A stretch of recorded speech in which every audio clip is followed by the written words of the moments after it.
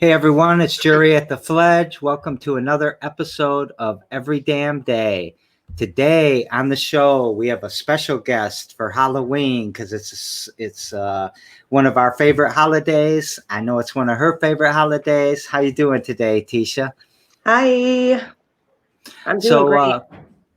yeah, we're gonna act like for the rest of the show that we're doing this early on Halloween, but uh Tiesha King owns Thrift, and they're having a grand opening on Halloween, and I can't lie to you guys, so we have to tape this early. So we did this early, but we're gonna imagine what Halloween is like. I think we can do it, right? Yes. So, first of all, please tell everyone that's watching, listening, about you and about your projects that you're working on. Swell. Thanks, Jerry, and the Fledge guys and gals and everyone else for including me. My name's Tiesha King. I moved here from Denver in 2006, but I'm a Hoosier at heart. I was born in Indiana. Let's see, since I have moved here, I've been booking shows with my boyfriend, who's a longtime tattooer in the area named Sean Peters. We started booking shows, metal stuff, and from there it built into us running the Dark Art of Michigan, which is a show series pre-COVID that had shows 5 times a year that included drag, musical stuff, anything from bands to non-bands. I don't know how to explain it, but if you've ever seen the Champions of Breakfast, you'll understand that. So drag, burlesque, music. We had a lot of vendors. We had a good time. Pretty much like a Halloween gothy thing feel. And from that, I opened Thrift, which used to be in Rio Town, and we just relocated to Old Town, and we're right across the street from Meat. So if you've ever been to a dark art show, or if you like old creepy things, dark original art, where you want to go. But we cater to a lot of local Michigan artists and crafters too. They sell their wares with me, and we have just had our soft opening in September. And October 31st is going to be our grand opening because we also opened the Dark Art Market, which is the basement level of the store, which allows a lot more people area to do cool stuff. So I talk on the show a lot about whenever I bring up entrepreneurialism, people just jump on me like I'm a capitalist pig. Not my guest, but the community sometimes. Like that's all I'm thinking about is the money. Do you consider yourself an entrepreneur? Uh, I'd have to look it up. I Yeah. just kind of fell into what I'm doing because of necessity. In between the dark art shows, people were asking me how to get a hold of the baby head candle lady. And I'm like, hustling for candles in between shows. So it started out as a small little space. And now we have a lot more space. But I mean, I've never thought of myself as that because that sounds fancy and I don't feel fancy. I think you're one of, well, first of all, I don't see capitalism and entrepreneurialism as being the same thing. An entrepreneur to me is somebody that takes the resources they have, they get innovative and creative and turn it into more resources so that they can sustain their livelihood and build something that makes them happy. And I think you're one of the most badass entrepreneurs in Lansing. Uh, And I've watched you do a bunch of different things, like you were talking about booking shows and then doing the dark arts, and yeah. how all of these things have grown. And then like with what Sean does with the tattooing, and he's in, I don't know, 60 or 70 bands right now, right? Right. So I just think you guys are like some kick-ass entrepreneurs, but we've never really sat down. We've known each other for a while now. I don't Yeah. know how long, but Well, I met Shannon, your wife, during my stint with the Mitten Mavens. So yeah, it's been quite a while. I believe that was in like 2008, yeah. 2007. So a couple years after you came here, huh? Yeah. Mm-hmm. So, and then the next thing you did is you're opening up the basement like that for the dark arts market, and now you're enabling more people to be entrepreneurial. Yeah. And I just think it's, I think you're innovative and creative, and you take the resources you have and you make more out of them, and that's badass. And Thanks. so, the more of us that do that, I think, the better it is. The less we spend on Amazon. Yeah. So we're faking, but what's happening this Halloween? How did you wake up in a good mood? Are you in a sweet costume? Yeah. I woke up, my breath smelled like chiclets and Reese's Pieces, like I'm in a great mood. The air smells like fall. The leaves are crunchy. It's not raining, knock on wood. But yeah, I'm wearing a costume and I'm ready to sell some old stuff to some cool people. Is the grand opening stressful to you as you approach it? Or is it pretty, you got this down? No, I mean, one thing that I can tell you, at least for me, being your own boss always, has its own rewards. But, I run with my anxiety level is always high. But I feel like just working with your friends and working with people that have like a like mind as you, they're not going to be mad if you're 10 minutes late, which, you know, they're not going to be mad if you smell like weed. Um, so it does kind of give you those a little bit more elbow room to be yourself, but it also helps you feel like you can be more creative in your space, maybe. Yeah. So I'm fine. I mean, that's what I do is I talk to people at the counter and I could do it all day, oh, you like Garfield. Midori, come on over here. Look at my Garfield section. You know what I mean? So I have fun with it because most of the stuff that I collect or hoard, if you will, is all stuff that I like that, I don't like it as much as, so and so does. So let's just, I've outgrown this My Little Pony collection. Let's sell it. I've had it Do for 30 years. was was this a hobby before it was a business for you? hmm Well, I've always been a thrift junkie, if you will, so I've always just found myself at thrift stores. And also just being old, you start to go, oh man, that's old. I'm gonna give me those fur skins by, give me those Care Bears. And you Mhm. don't know what you're going to do with them, but you keep them and you know that there's going to be a moment where you're going to need that, 30 pack of vintage Care Bears. And I found my moment. So it feels good. Is there a serendipity involved in all of this then? Like Yeah. The it's thrill of like, the hunt for me. but has it ever been like you grab this at the hunt and then you go to the store and someone's like, I've been looking for that. And it's just like click, click, click, click. Oh, yeah. Well, I believe hefty believe a lot in the laws of attraction.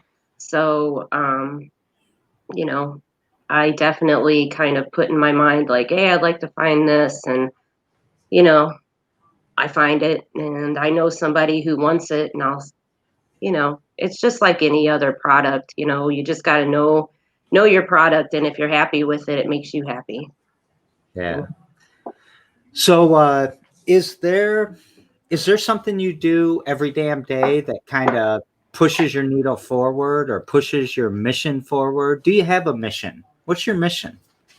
Well, I'd like Lansing to be Halloween town if I could. I mean, Like I always said, 365? yeah, like the whole thing. The new, what is the Christmas town that's close to here? I should know this. Frankenmuth?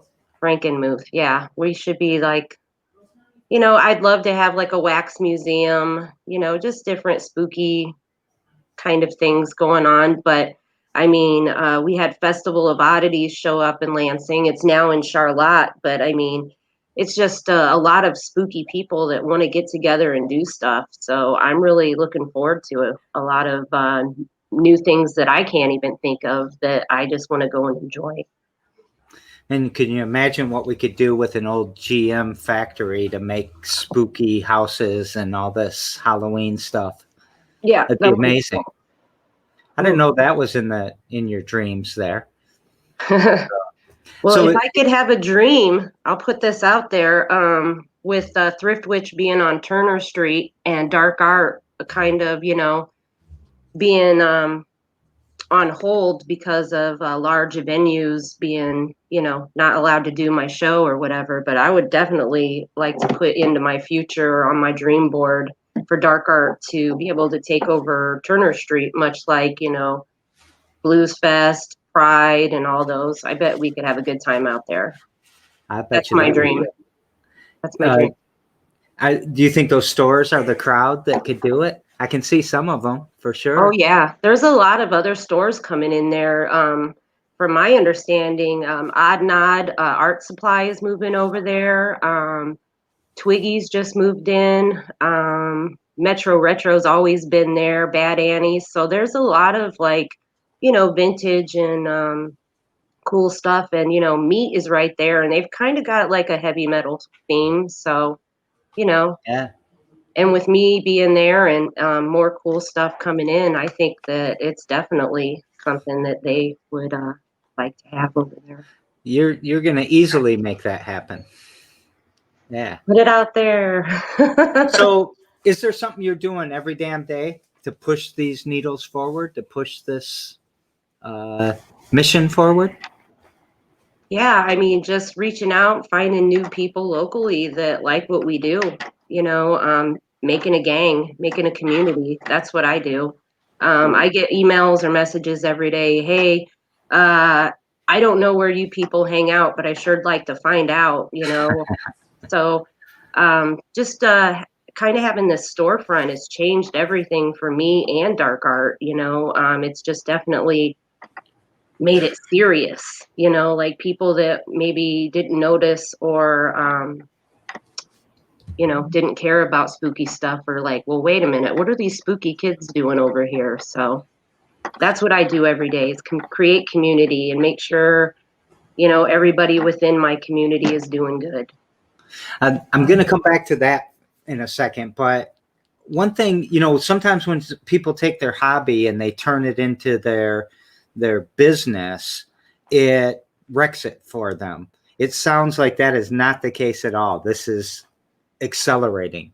Yeah, especially, having the dark art market in the basement, and when I moved in, the landlord offered it to me and I was like, oh no, that's way out of my comfort zone as far as money. I got nervous and we ended up working out a deal. So Scott Schmidt really kind of like paved the way for the dark art market and, gave me a chance and my brand a chance. So that whole ordeal with the basement is really just kind of connected me with some cool people like Jen Carpenter, who does run the Festival of Oddities. She's opened a true crime bookstore in the basement.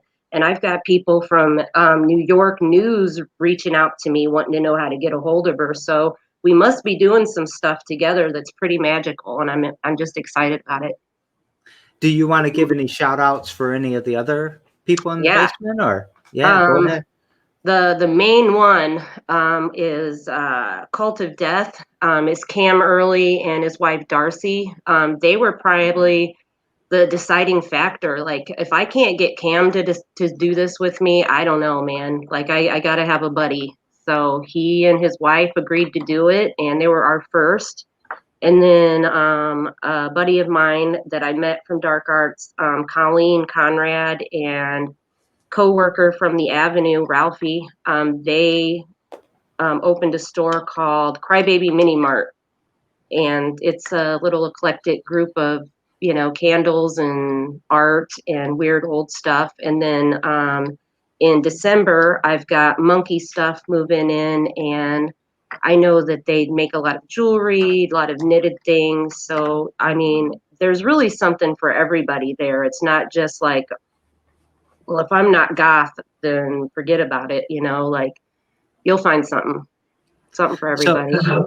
so usually every Saturday, or at least for the past 45 days, I've been taping a show. So I've always used that to not go do anything. So since I have this free space, I think you should hold me accountable and say you need to come to my grand opening. Yeah. So we'll do a photo. yeah, we'll act like we just did the interview or something. Wear a But costume. yeah, I know do you know what your costume's going to be?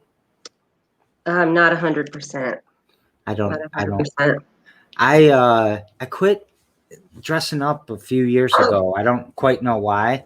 And I would say ever since, like in fourth grade, I was Geraldine. I don't know if you know who that is. It's an old Flip Wilson character. So it was Flip Wilson in drag. And yeah, I dressed in drag almost every Halloween since around fourth grade. So that's like 40 years of Halloween, 40 some years. So yeah, I'd like to do that again. I've done Wednesday Addams for like 40 years in a row, so I'm going to try to switch it up. Yeah. But it just looks like Wednesday Addams doing a costume, so I don't know. You said you build the community, and I said, you don't necessarily have to give us advice on the show, that it's just you and I talking, but what's something you do that helps build your community? Oof. I mean, just give people space, space with you, include people, tell them they're worthy. Um, you know, people ask me all the time, well, grade my stuff, price my stuff. I don't know. And I'm just like, no, I want to talk to you about your stuff and then, get to know it with you so that you can price it. That's kind of where I'm at now, is just kind of like helping people realize their worth, because a lot of people will be like, hey, I don't know, this isn't that great. And I'm like, what are you talking about? It's fucking amazing. So it's just about lifting up your fellow artists. Right now, people are experiencing, being out of work and with, trying to sell art. It's just hard to like know your worth. And a lot of people are just starting out because they have to, like I can't find a job, so I'm going to try to sell my art. What do I do? That's kind of, I guess we're kind of like a hub of helpers where, we just kind of get you started. Yes. I'll add mentor to your long list of entrepreneurial words. But meeting people where they're at and going on the journey with them, wow, that's a very valuable thing right now. People need that really bad. Yesterday on the show, which again, remember, we're lying to all you guys and that it's really not yesterday, but we're faking it. Will's from Chicago. He does the White Rose Network, which is basically they record noise and then they turn it into sounds, music, harmony, sometimes, not always. But he does big noise sound experiments, and he comes up to the Fledge once in a while and does these like 3 or 4 day residencies where people just come from all over the place to work with this guy. So he's a lot more famous than I know him. I don't know. I don't know all these things, but we're going to get to know him. But he has a question for you.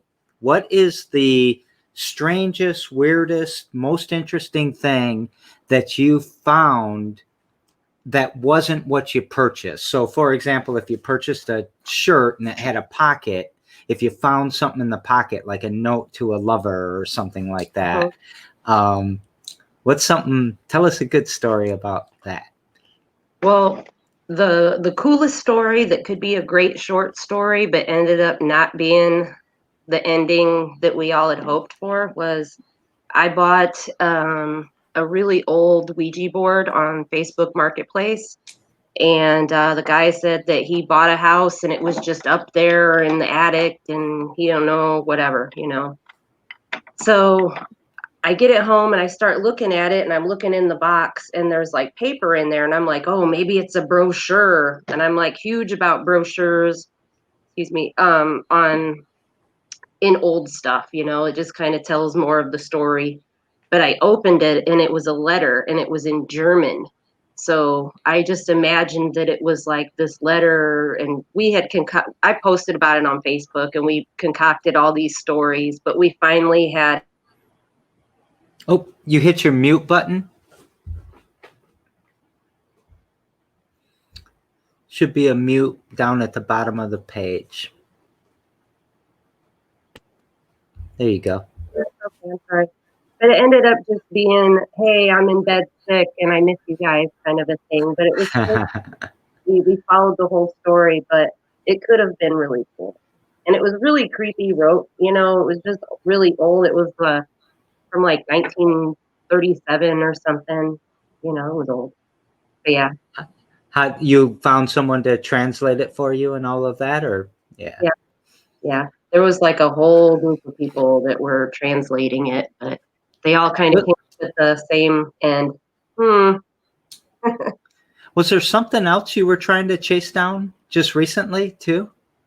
Oh yeah, we went up to one of those Goodwill, what is it, a surplus store or what, last chance places, and you just pay by the pound. And I found an old Miss America Oh yeah. trophy, and we tried to locate the woman that did it or that won it, because it was like the Miss Congeniality Award, so there wasn't a lot of information on it. But from the looks of it, we found the woman, but also we think that it might be someone just trying to get the trophy for free. So yeah, we were not able to locate Miss Congeniality, which was quite the bummer. But there was a huge following on that one too. This sounds like a lot of fun. I can see how you kind of get into it. Yeah. So tomorrow on the show, I've got Kai, and Kai is from Detroit, and she has a company that I can barely pronounce its name, so I'm going to do my best. I think it's Unbiased. And I've known her as somebody that does entrepreneurial like coaching and stuff for a long time. She works in Ann Arbor. But she wouldn't tell me anything about the business. She said she was going to come on the show. So I don't know what her business is, and I barely know how to pronounce it, but I think you've got a great question for her. Yeah. Okay. My question is what is or who is your favorite pop culture icon? And as I always do in the show, I'm going to ask you that same thing, and I'm going to throw in a why. Who is my favorite pop culture icon? Oh man. Or what and why? What? Well, I really like My Little Ponies. But I also love the original horror, movie monsters too, which my favorite is right here, Creature of the Black Lagoon. Oh, I'm going the wrong way. I know this app does that weird. No, I just look weird. You look like him walking out of the Black Lagoon. Exactly. So, but why My Little Ponies? I think that when I was a kid, I got one, and we were poor, so I got one, and it was like, this is the shit, So I was just really excited.